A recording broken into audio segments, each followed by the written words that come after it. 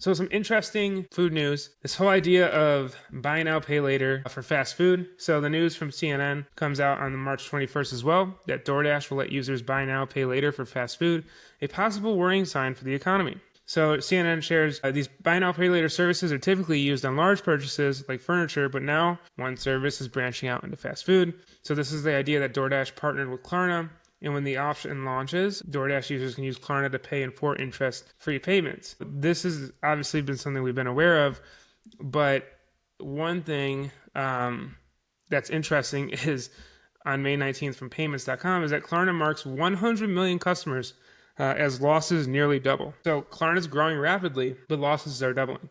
Klarna logged a $92 million pre-tax loss for the first quarter, up from $47 million a year ago. The company cites issues such as share-based payments expenses, severance-related restructuring costs, and expenses connected to its initial public offering, which is now on hold. There is a thought, though, that a lot of people are just simply not paying for these lower expenses. And it's really interesting to see because this idea of the buy now, pay later, it's something where experts are people are kind of projecting it's going to cause a lot of pain for the everyday consumer, and it's a worrying sign for the economy. So if you look at what CNN was reporting, so they share for CNN Business, they share that Americans have found themselves in more and more debt recently. In the fourth quarter of last year, overall debt levels increased by 0.5% to $18.04 trillion. So that report also found that the share of households becoming seriously delinquent and missed payment for 90 plus days, their auto loans and credit cards is at 14-year highs. So this partnership is being scrutinized because as this expands its offering, there's a worry that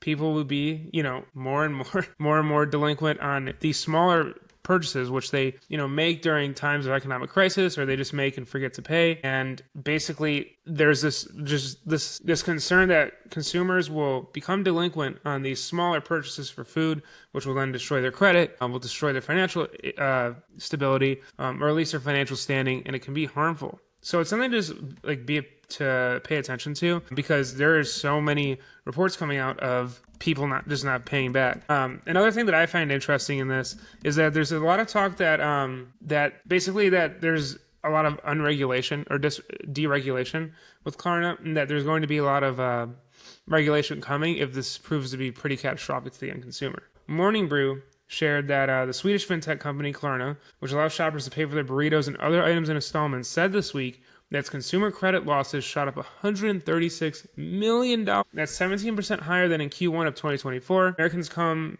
and this news comes as more folks rely on it. Klarna's comparable revenue rose by 15% in Q1, and its consumer base swelled to over 100 million people. It shared that a quarter of users are borrowing to pay for groceries, compared to just 14% a year ago. The same survey that found that 41% of borrowers struggle to repay loans on time, and this is a 34% increase from last year.